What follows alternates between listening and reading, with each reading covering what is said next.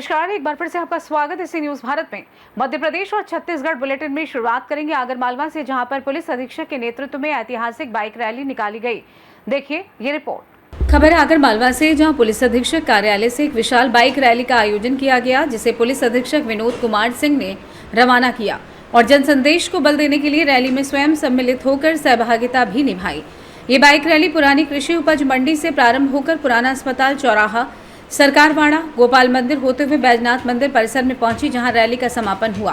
पूरे मार्ग में नशा मुक्ति के नारों से जनमानस के झकझोरने का प्रयास किया गया। वहीं बाइक रैली के साथ साथ एक एलईडी वाहन भी चलाया गया, जिसके माध्यम से नशे से दूरी है जरूरी अभियान के अंतर्गत तैयार वीडियो क्लिप्स, जन जागरूकता संदेश व प्रेरक शॉर्ट फिल्में प्रसारित की गई। रैली के समापन स्थल बैजनाथ मंदिर में मंदिर परिसर में कलेक्टर राघवेंद्र सिंह व पुलिस अधीक्षक विनोद कुमार सिंह द्वारा श्रद्धालुओं उपस्थित नागरिकों को संबोधित किया गया। इस दौरान अतिरिक्त पुलिस अधीक्षक रविंद्र कुमार बोयट, थाना प्रभारी कोतवाली शशि उपाध्याय, पुलिस लाइन, महिला थाना, अजाक थाना, यातायात थाना सहित जिले के 100 से अधिक पुलिस अधिकारी व जवान इस जागरूकता रैली में शामिल हुए। आगरमालवा से सी न्यूज संवाददाता अर्श अहमद कुरैशी की रिपोर्ट। अगली खबर भी आगरमालवा से है, जहां पर विभागीय कर्मचारियों को नशा मुक्ति का संदेश दिया गया। देखिए क्या है पूरी रिपोर्ट। खबर आगरमालवा से, जहां पुलिस अधीक्षक कार्यालय आगर स्थित मीटिंग हॉल में एक महत्वपूर्ण विभागीय बैठक का आयोजन किया गया। बैठक में आबकारी विभाग, वन विभाग सहित अन्य विभागों के अधिकारियों व कर्मचारियों ने सहभागिता की। बैठक को अतिरिक्त पुलिस अधीक्षक रविंद्र कुमार बोयट ने संबोधित करते हुए कहा कि नशा केवल व्यक्ति को नहीं, पूरे परिवार और समाज को प्रभावित करता है। उन्होंने विभागीय कर्मचारियों को नशे से होने वाली शारीरिक, मानसिक और सामाजिक दुष्परिणामों के बारे में विस्तार से बताया और अपील की कि सभी लोग इस अभियान में सहभागी बने और अपने आसपास के लोगों को भी नशे से दूर रहने के लिए प्रेरित करें। इसके साथ ही सभी ने नशा मुक्ति संकल्प शपथ ली। कार्यक्रम में थाना प्रभारी कोतवाली शशि उपाध्याय, महिला थाना प्रभारी सुनीता परिहार एवं पुलिस अधीक्षक कार्यालय का समस्त स्टाफ उपस्थित रहा। इसी प्रकार जिले के समस्त थाना क्षेत्रों में अधिकारियों व कर्मचारियों से संवाद कर नशे से दूरी है जरूरी अभियान के अंतर्गत जागरूकता कार्यक्रम का आयोजन किया गया। आगरमालवा से सी न्यूज संवाददाता अर्श अहमद कुरैशी की रिपोर्ट। आगे बढ़ेंगे छतरपुर की ओर, जहां पर दबंग ने घर में घुसकर मारपीट की है। आखिर क्या है इसका कारण, देखिए पूरा मामला विस्तार से।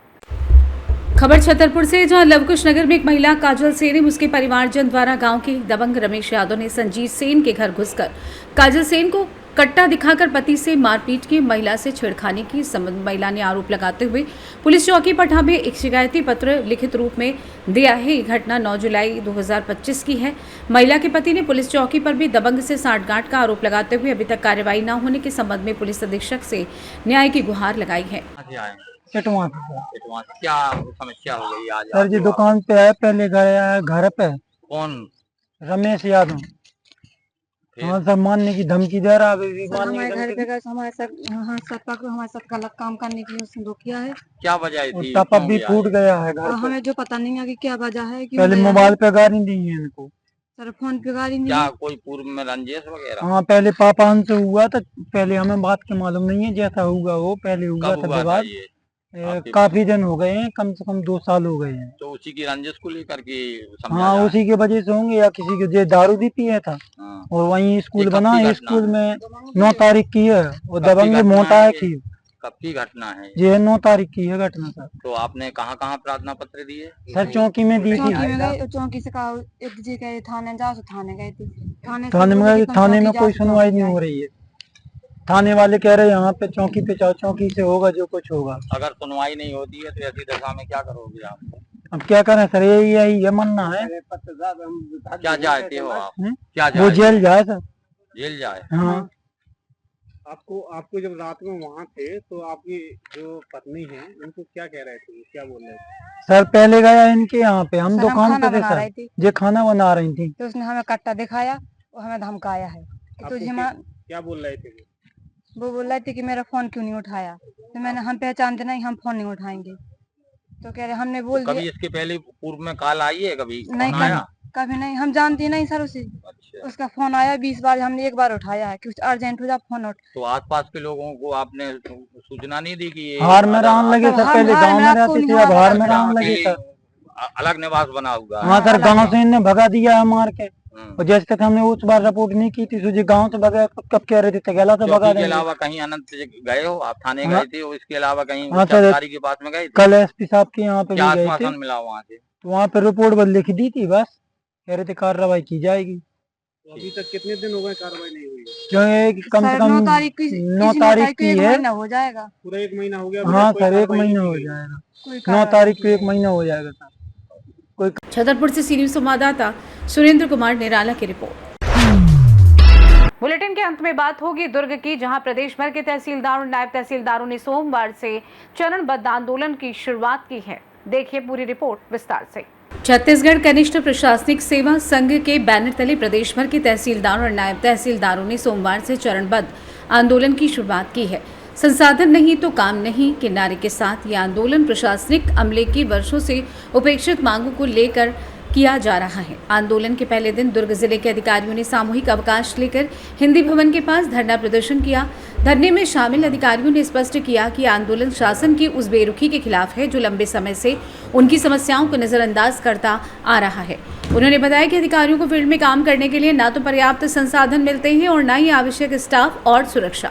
संघ की ओर से ज्ञापन भी सौंपा गया है, जिनमें प्रमुख रूप से कार्यस्थलों पर स्टाफ की पर्याप्त व्यवस्था, तकनीकी संसाधन मुहैया कराना, पदोन्नति प्रक्रिया में पारदर्शिता लाना, प्रशासनिक पदों का पुनर्गठन और फील्ड में कार्यरत अधिकारियों को सुरक्षा देना शामिल है। संघ के पदाधिकारियों ने चेतावनी दी है, यदि शासन ने समय रहते उनकी मांगों पर कोई ठोस निर्णय नहीं लिया तो आगामी दिनों में यह आंदोलन और अधिक उग्र रूप लेगा। मांग है आप लोगों की? हम लोग की छत्तीसगढ़ कनिष्ठ प्रशासनिक सेवा संघ की मांग संसाधन को लेकर है। हमारे धरना का थीम ही है संसाधन नहीं तो काम नहीं। राजस्व विभाग जनता से जुड़ा हुआ विभाग है और हमारे यहाँ प्रतिदिन काफ़ी संख्या में आम जन आते हैं। तो तहसीलों में ये स्थिति है कि ऑपरेटर, बाबू, चपरासी इन सब के पद काफ़ी समय से खाली हैं। तो इस स्थिति में हम जो है लोगों को सर्विस समय पे नहीं दे पाते। उसका मूल कारण यही है कि हमारे पास स्टाफ की कमी है। तो हमारा यही मांग है कि हमें पर्याप्त मानव संसाधन दिया जाए और पर्याप्त अन्य कंप्यूटर, गाड़ी, सारी संसाधन दिए जाए, जिससे कि हम जनता को सर्विस जो है समय पे उपलब्ध करा पाए। और हमारी बहुत सी सेवाएं राजस्व विभाग की लोक सेवा गारंटी में सम्मिलित है। यह अच्छी बात है, हम समय पे लोगों को सेवा दे पाए, इसीलिए पूरे तहसीलदार, नायब तहसीलदार इसके लिए तत्पर है। परंतु उसके लिए हमें संसाधन चाहिए जिससे कि हम आम आदमी को राहत पहुंचा पाए। कितने दिनों तक आप लोगों का धरना चलेगा? हमारी अभी वर्तमान में 3 दिवसीय विरोध प्रदर्शन है, 28, 29 और 30। और अगर शासन हमारी मांगों पर ध्यान नहीं देती तो हमारी प्रदेश कार्यकारिणी जैसा निर्णय लेगी उसके अनुसार आगे हड़ताल बढ़ाई जाएगी। अपना परिचय बताइए। गुरुदत्त पंचभाई, प्रदेश संयोजक। ये तो संघ द्वारा तय होगा। संघ की जो कार्य योजना है उसके अनुरूप ही हम लोग प्रदेश के सारे तहसीलदार, नायब तहसीलदार जो है एकत्रित हो रहे हैं, धरना प्रदर्शन कर रहे हैं। आगे की योजना समय अनुसार बनेगी। परिस्थिति प्रदेश में कितने आप लोगों के कनिष्ठ अधिकारी होंगे? More than 500। तो क्या लग रहा है, सरकार आप लोगों की बात क्यों नहीं सुन रही है? अभी तक तो सरकार का ध्यान आकृष्ट ही नहीं हुआ था इन सारी चीज़ों पे। जो बेसिक ज़रूरतें हैं हम सिर्फ शासन को अवगत कराना चाहते हैं कि ये समस्याएं हैं। बिना संसाधनों के जो है लोगों के पक्ष में काम करना भी मुश्किल हो रहा है। क्या तकलीफें आती है आप लोगों को? तकलीफ़ें तो ऐसी हैं कि जैसे लॉ एंड ऑर्डर में जाना है तो हमारे पास वाहन की सुविधा नहीं है, ड्राइवर की सुविधा नहीं है जो है एट ए टाइम तुरंत पहुंचने बोलते हैं। समस्या की स्थिति को देखते हुए चक्का जाम हो गया या लॉ एंड ऑर्डर की स्थिति बन रही है तो उस समय पे थोड़ी दिक्कत होती है। प्लस सारी चीज़ें ऑनलाइन हो गई है। 4-5 से अधिक जो है पोर्टल हो गए हैं जिस पे काम करना है। तो सारी चीज़ों में अगर हम लोग पोर्टल में घुसे रहेंगे तो फील्ड पे कोई नहीं होता है। फील्ड पे जाएंगे तो ऑनलाइन काम सारे रुक जाते हैं। तो उसके लिए हमारे पास कोई स्किल्ड ऑपरेटर नहीं है, चपरासी तक अवेलेबल नहीं है। तो ये सारी चीज़ें जो है काम को प्रभावित करती हैं। लोगों को काम खुद करना पड़ता है, स्वयं करना पड़ता है। ठीक है, अपना परिचय दे दीजिए। ज्योत्सना कलिहारी, तहसीलदार परसा बहार, जशपुर। दुर्ग छत्तीसगढ़ से सी न्यूज़ संवाददाता धर्मेंद्र गुप्ता की रिपोर्ट। फिलहाल के लिए इस खास बुलेटिन में बस इतना ही। देश दुनिया की तमाम बड़ी खबरों को जानने के लिए जुड़े रहिए सी न्यूज़ भारत के साथ। हर खबर आपके साथ, आपके हाथ।